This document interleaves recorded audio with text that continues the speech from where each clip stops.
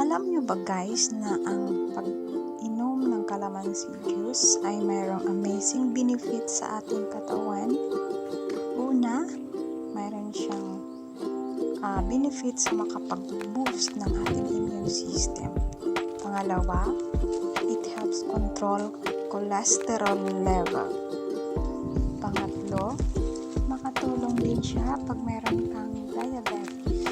Makapagpagaling, makapag-prevent ng body odor, tsaka makapag-provide ng magandang skin, tsaka makapagbawas ng ating timbang, and lastly, antioxidant. Kaya kung wala kayong kalamansi sa inyong bakuran, magsimula na at magtanim para mayroon kayong aanihin.